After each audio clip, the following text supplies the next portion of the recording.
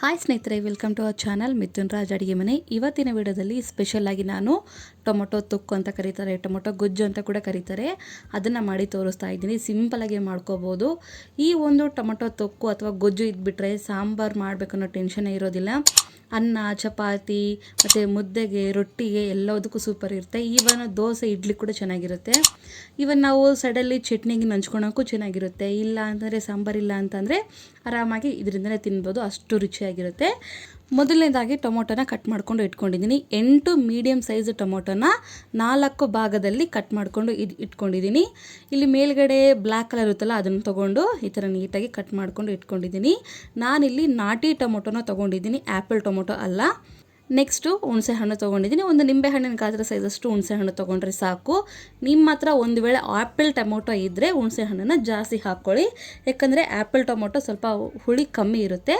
ನಾನಿಲ್ಲಿ ನಾಟಿ ಟೊಮೊಟೊನ ತೊಗೊಂಡಿದ್ದೀನಿ. ಟೊಮೊಟೊನೆಲ್ಲ ಒಂದು ಪಾತ್ರೆಯಲ್ಲಿ ಹಾಕ್ಕೊಂಡು ಟೀ ಕುಡಿತೀವಲ್ಲ ಆ ಲೋಟದಲ್ಲಿ ಅರ್ಧ ಲೋಟದಷ್ಟು ನೀರು ಹಾಕ್ಕೊತಾ ಇದ್ದೀನಿ. ಯಾಕೆ ಅಂತಂದರೆ ಕೆಳಗಡೆ ಒತ್ತೋಗ್ಬಾರ್ದು, ಜಸ್ಟ್ ಕುದಿಯೋಕ್ಕೆ ಅರ್ಧ ಲೋಟದಷ್ಟು ಮಾತ್ರ ನೀರು ಹಾಕ್ತಿದ್ದೀನಿ, ಜಾಸ್ತಿ ಏನೂ ಬೇಡ. ಇವಾಗ ಲೋ ಫ್ಲೇಮಲ್ಲಿ ಸಣ್ಣ ಹುರಿನಲ್ಲೇ ಟೊಮೊಟೊ ಮೆತ್ತಗಾಗೋವರೆಗೂ ಕುದಿಸ್ಕೋಬೇಕು. ನೋಡಿದರೆ ಕುದಿತಾ ಇದೆ. ಇಂಥ ಟೈಮಲ್ಲಿ ಇನ್ನೊಂದ್ಸರಿ ನೀಟಾಗಿ ಕಲಿಸ್ಕೊಂಡು, ನೆನಪಿಲ್ಲಿ ಹೈ ಫ್ಲೇಮ್ ಅಸಲು ಇಟ್ಕೋಬಾರ್ದು, ಲೋ ಫ್ಲೇಮ್ ಅಥವಾ ಬೇಕಿದ್ರೆ ಮೀಡಿಯಮ್ ಫ್ಲೇಮಲ್ಲಿ ಇಟ್ಕೊಂಡೆ ಕುದಿಸ್ಕೋಬೇಕು. ಇಲ್ಲಾಂದರೆ ಒತ್ತೋಗೋದು, ಸೀದೋಗೋದು ಆ ಥರ ಆಗುತ್ತೆ. ಅದಕ್ಕೋಸ್ಕರ ಏನೂ ಬೇಡ, ಲೋ ಫ್ಲೇಮಲ್ಲಿ ಸಣ್ಣ ಉರಿಯಲ್ಲಿ ಇಟ್ಕೊಂಡೆ ಮಾಡ್ಕೊಳ್ಳಿ. ಈ ಥರ ಸ್ವಲ್ಪ ಮೆತ್ತಗಾಗಿದೆ ಅನ್ನೋ ಟೈಮಲ್ಲಿ ಹುಣಸೆ ಹಣ್ಣಿನ ಕೂಡ ಹಾಕ್ತೀನಿ ನಾನು. ನೆಕ್ಸ್ಟ್ ಇದಕ್ಕೆ ಕಲ್ಲುಪ್ಪನ್ನ ಆ್ಯಡ್ ಮಾಡ್ತೀನಿ. ಕಂಪಲ್ಸರಿಯಾಗಿ ಕಲ್ಲುಪ್ಪನ್ನೇ ಆ್ಯಡ್ ಮಾಡಿ. ಈ ಥರ ಏನಾದರೂ ತೊಕ್ಕು ಮಾಡಬೇಕಾದ್ರೆ, ಉಪ್ಪಿನಕಾಯಿ ಮಾಡಬೇಕಾದ್ರೆ ಕಲ್ಲುಪ್ಪು ಚೆನ್ನಾಗಿರುತ್ತೆ. ಕಲ್ಲುಪ್ಪು ಮತ್ತು ಹುಣಸೆ ಹಣ್ಣು ಹಾಕಿದ್ಮೇಲೆ ನೀಟಾಗಿ ಕಲಿಸ್ಕೊತೀನಿ. ನೆನಪಿರಲಿ, ಸಣ್ಣ ಉರಿ ಅಥವಾ ಮೀಡಿಯಂ ಫ್ಲೇಮಲ್ಲೇ ಇರಬೇಕು. ಇಷ್ಟು ಮೆತ್ತಗಾಗೋವರೆಗೂ ನಾವು ಬೇಯಿಸ್ಕೋಬೇಕು. ಒಂದು ಚೂರು ನೀರು ಹಾಕಿದೇನೆ, ಸ್ಟಾರ್ಟಿಂಗ್ ಅರ್ಧ ಲೋಟ ಹಾಕಿರ್ತೀವಲ್ಲ ಅಷ್ಟೇ ಸಾಕು, ಮತ್ತೆ ನೀರು ಹಾಕಬಾರ್ದು. ನೀರು ಹಾಕದೆ ಇಷ್ಟು ಮೆತ್ತಗಾಗೋವರೆಗೂ ಮಾಡ್ಕೋಬೇಕು, ಸಣ್ಣ ಉರಿಯಲ್ಲೇ ಮಾಡ್ಕೋಬೇಕು. ಇಲ್ಲಿ ನಾನು ಗ್ಯಾಸ್ ಆಫ್ ಮಾಡ್ಕೊಂಡ್ಬಿಡ್ತೀನಿ. ಇದನ್ನು ತಣ್ಣಗಾಗಿರಲಿ.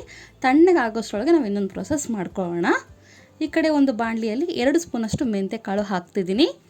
2 ಸ್ಪೂನು ಮೆಂತ್ಯಕಾಳು, 4 ಸ್ಪೂನಷ್ಟು ಸಾಸಿವೆ ಹಾಕ್ತಿದ್ದೀನಿ. ಮೆಜರ್ಮೆಂಟ್ ಕರೆಕ್ಟಾಗಿ ನೋಡ್ಕೊಳ್ಳಿ. 1 ಸ್ಪೂನಷ್ಟು ಜೀರಿಗೆ. ನಿಮಗೆ ಜೀರಿಗೆ ಇಷ್ಟ ಇಲ್ಲ, ಫ್ಲೇವರ್ ಇಷ್ಟ ಇಲ್ಲ ಕೂಡ ಸ್ಕಿಪ್ ಮಾಡ್ಬೋದು, ಬಟ್ ಹಾಕಿದರೆ ಚೆನ್ನಾಗಿರುತ್ತೆ. ಸಣ್ಣ ಊರಿನಲ್ಲೇ ಇದನ್ನು ಹುರ್ಕೋಬೇಕು. ನೆನಪಿಲ್ಲಿ ಹೈ ಫ್ಲೇಮ್ ಆದರೆ ಒತ್ತೋಗ್ಬಿಡುತ್ತೆ, ಮತ್ತು ಕಂಪ್ಲೀಟ್ಲಿ ತೊಕ್ಕು ಸ್ಮೆಲ್ಲು ಮತ್ತು ಗೊಜ್ಜು ಸ್ಮೆಲ್ಲು ಎಲ್ಲ ಹೋಗ್ಬಿಡುತ್ತೆ. ಅದಕ್ಕೋಸ್ಕರ ಸಣ್ಣ ಊರಿನಲ್ಲೇ ನೀಟಾಗಿ ಹುರ್ಕೊಳ್ಳಿ. ನೋಡಿ, ಇದು ಆಗಿದೆ. ಇವಾಗ ಗ್ಯಾಸ್ ಫ್ಲೇಮ್ ಆಫ್ ಮಾಡಿಬಿಡ್ತೀನಿ. ಗ್ಯಾಸ್ ಫ್ಲೇಮ್ ಆಫ್ ಮಾಡ್ತೀನಿ. ಒಂದು ಪ್ಲೇಟಲ್ಲಿ ಹಾಕ್ಕೊತೀನಿ. ಕಂಪ್ಲೀಟ್ಲಿ ತಣ್ಣಗಾಗಬೇಕು. ಈ ಕಡೆ ಗೊಜ್ಜು ಕೂಡ, ಟೊಮೊಟೊ ಗೊಜ್ಜು ಇರುತ್ತಲ್ಲ ಅದು ಕೂಡ ತಣ್ಣಗಾಗಬೇಕು. ಎರಡನ್ನೂ ಮಿಕ್ಸಿ ಮಾಡ್ಕೋಬೇಕು. ಸ್ವಲ್ಪ ತಣ್ಣಗಾಗಿರಲಿ. ತಣ್ಣಗಾದ್ಮೇಲೆ ನಾನು ಫಸ್ಟು ಸಾಸಿವೆ, ಮೆಂತ್ಯಕಾಳು ಮತ್ತು ಜೀರಿಗೆನ ಫಸ್ಟ್ ಮಿಕ್ಸಿ ಮಾಡ್ಕೊತೀನಿ. ಎಲ್ಲವನ್ನೂ ಒಟ್ಟಿಗೆ ಮಿಕ್ಸಿ ಮಾಡಿಕೊಂಡ್ರೆ ಮಿಕ್ಸಿ ಆಗೋದಿಲ್ಲ. ನೋಡಿದ್ರೆ ಇಷ್ಟ ಆದರೆ ಸಾಕು, ಫೈನಾಗಿ ಪೌಡ್ರ್ ಥರ ಆಗಬೇಕು ಅನ್ನೋದೇನಿಲ್ಲ. 2 ಗಡ್ಡೆ ಬೆಳ್ಳುಳ್ಳಿನ ಸಿಪ್ಪೆ ಸುಲಿದಿಲ್ಲ ಹಾಗೆ ಹಾಕಿದ್ದೀನಿ. 3 ಸ್ಪೂನಷ್ಟು ಖಾರದ ಪುಡಿ ಹಾಕ್ತಿದ್ದೀನಿ. ನಾನು ತೊಗೊಂಡಿರೋ ಖಾರದ ಪುಡಿ ಖಾರ ಇದೆ, ಅದಕ್ಕೋಸ್ಕರ 3 ಸ್ಪೂನ್ ಹಾಕಿದ್ದೀನಿ.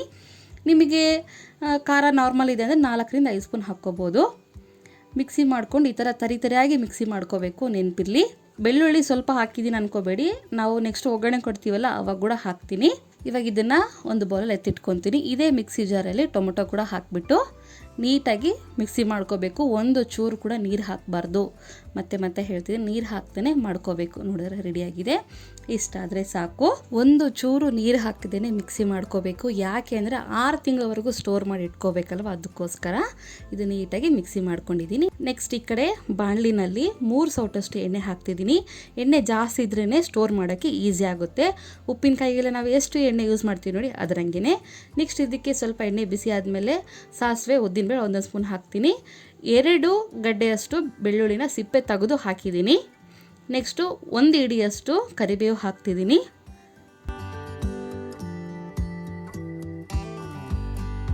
ಎಲ್ಲವೂ ಹಾಕಿದ ಮೇಲೆ ಸ್ವಲ್ಪ ಬಣ್ಣ ಚೇಂಜ್ ಆಗೋವರೆಗೂ ಫ್ರೈ ಮಾಡ್ಕೊಂಡ್ರೆ ಸಾಕು. ಬೆಳ್ಳುಳ್ಳಿ ಏನಿದೆಯಲ್ಲ ಸ್ವಲ್ಪ ಲೈಟಾಗಿ ಕಲರ್ ಚೇಂಜ್ ಆದರೆ ಸಾಕು. ಎಣ್ಣೆ ಜಾಸ್ತಿನೇ ಹಿಡಿಯುತ್ತೆ, ಜಾಸ್ತಿನೇ ಹಾಕ್ಕೊಳ್ಳಿ. ಸ್ಟೋರ್ ಮಾಡಿ ಇಟ್ಕೋಬೇಕಲ್ವ, ಅದಕ್ಕೋಸ್ಕರ. ನೋಡಿದ್ರೆ ಬಣ್ಣ ಕೂಡ ಚೇಂಜ್ ಆಗ್ತಾ ಇದೆ. ಇಂಥ ಟೈಮಲ್ಲಿ ನಾವೇನು ಮಾಡಬೇಕು, ಆಲ್ರೆಡಿ ರೆಡಿ ಮಾಡ್ಕೊಂಡಿರುವಂಥ ಮೆಂತೆ, ಸಾಸಿವೆ ಪುಡಿ ಏನಿರುತ್ತಲ್ಲ ಅದನ್ನು ಕೂಡ ಹಾಕ್ತೀನಿ. ನೆನಪಿರಲಿ, ಈ ಪುಡಿ ಹಾಕಬೇಕಾದ್ರೆ ಕಂಪ್ಲೀಟ್ಲಿ ಲೋ ಫ್ಲೇಮಲ್ಲಿ ಇರಬೇಕು ಗ್ಯಾಸು, ಇಲ್ಲಾಂದರೆ ಒತ್ತೋಗ್ಬಿಡುತ್ತೆ. ಇದು ಹಾಕಿದ ಮೇಲೆ ಜಸ್ಟ್ ಒಂದು 30 ಸೆಕೆಂಡ್, 1 ನಿಮಿಷ ಸ್ವಲ್ಪ ಕೈ ಆಡಿಸ್ಕೊಂಡ್ರೆ ಸಾಕು. ಜಾಸ್ತಿ ಬೇಯಿಸ್ಕೋಬೇಕು, ಎಣ್ಣೆ ಬಿಟ್ಕೊಳ್ಳೋವರೆಗೂ ಅನ್ನೋದೇನಿಲ್ಲ. ಜಸ್ಟ್ 1 ನಿಮಿಷ ಬೇಯಿಸ್ಕೊಂಡ್ರೆ ಸಾಕು. ನೋಡಿದ್ರಾ, 1 ನಿಮಿಷ ಕೈ ಆಡಿಸ್ಕೊಂಡಿದ್ದೀನಿ. ನಂತರ ಇದಕ್ಕೆ ಆಲ್ರೆಡಿ ರೆಡಿ ಮಾಡ್ಕೊಂಡಿರುವಂಥ ಟೊಮೊಟೊ ಪೇಸ್ಟನ್ನು ಕೂಡ ಹಾಕ್ತೀನಿ. ಈ ಟೊಮೊಟೊ ಪೇಸ್ಟನ್ನ ಹಾಕಿ ಎಣ್ಣೆ ಬಿಟ್ಕೊಳ್ಳೋವರೆಗೂ ಫ್ರೈ ಮಾಡಿಕೊಂಡ್ರೆ ಸಾಕು. ಇವಾಗ ನೀಟಾಗಿ ಕಲಿಸ್ಕೊತೀನಿ. ಜಾಸ್ತಿ ಕುದಿಸ್ಬೇಕು, ಫ್ರೈ ಮಾಡ್ಕೋಬೇಕು, ಬೇಯಿಸ್ಕೋಬೇಕು ಅನ್ನೋದೇನಿಲ್ಲ. ಎಣ್ಣೆ ಎಲ್ಲ ಸೈಡಲ್ಲಿ ಬಿಟ್ಕೊಂಡ್ಬಿಡುತ್ತೆ. ಜಸ್ಟ್ 1 ನಿಮಿಷ ಸಾಕು, ತನ್ನಷ್ಟಕ್ಕೆ ತಾನೇ ಬಿಟ್ಕೊಳ್ಳೋಕ್ಕೆ ಸ್ಟಾರ್ಟ್ ಆಗುತ್ತೆ. ನೀಟಾಗಿ ಕಲಿಸ್ಕೊತಾ ಇದ್ದರೆ ಬಿಟ್ಕೊಳ್ಳೋಕ್ಕೆ ಸ್ಟಾರ್ಟ್ ಆಗುತ್ತೆ. ಇನ್ನೊಂದು ಏನಪ್ಪ ಅಂತಂದರೆ, ಕೆಲವೊಬ್ಬರಿಗೆ ಈ ಥರ ಗೊಜ್ಜು ತೊಕ್ಕು ಮಾಡಬೇಕಾದ್ರೆ ಬೆಳ್ಳುಳ್ಳಿ ಇಷ್ಟ ಇರೋದಿಲ್ಲ. ಅಂಥವ್ರು ಏನು ಮಾಡ್ಬೋದು, 4 ಗಡ್ಡೆ ಬೆಳ್ಳುಳ್ಳಿನ ಒಂದೇ ಸಾರಿ ಮಿಕ್ಸಿ ಕೂಡ ಮಾಡ್ಕೋಬೋದು. ಇಲ್ಲ ಈ ಥರನೇ ಮಾಡ್ಕೊತೀವಿ ಅಂತಂದರೆ 2 ಗಡ್ಡೆ ಬೆಳ್ಳುಳ್ಳಿನ ಮಿಕ್ಸಿ ಮಾಡಿಕೊಂಡು 2 ಗಡ್ಡೆ ಸಿಪ್ಪೆ ಸುಲಿದ್ಬಿಟ್ಟು ಈ ಥರ ಕೂಡ ಮಾಡ್ಕೋಬೋದು, ಚೆನ್ನಾಗಿರುತ್ತೆ. ನಿಮ್ಮ ಇಷ್ಟ ಯಾವ ಥರ ಆದರೂ ಮಾಡ್ಕೊಳ್ಳಿ. ನೋಡಿದ್ರೆ ಎಣ್ಣೆ ಎಲ್ಲ ಸೈಡಲ್ಲಿ ಬಿಟ್ಕೊಂಡಿದೆ. ಟೊಮೊಟೊ ಪೇಸ್ಟ್ ಹಾಕಿ 1 ರಿಂದ 2 ನಿಮಿಷ ಬೇಯಿಸ್ಕೊಂಡ್ರೆ ಸಾಕು. ಅದಕ್ಕಿಂತ ಜಾಸ್ತಿ ಏನೂ ಬೇಡ.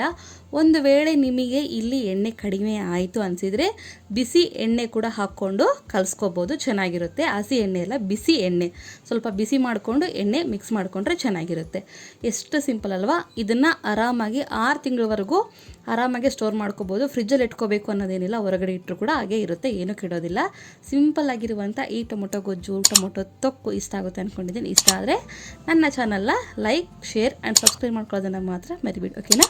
ಮುಂದಿನ ವಿಡಿಯೋದಲ್ಲಿ ಮತ್ತೆ ಸಿಗ್ತೀನಿ. ಅಲ್ಲಿವರೆಗೂ ಟೇಕ್ ಕೇರ್, ಬಾಯ್.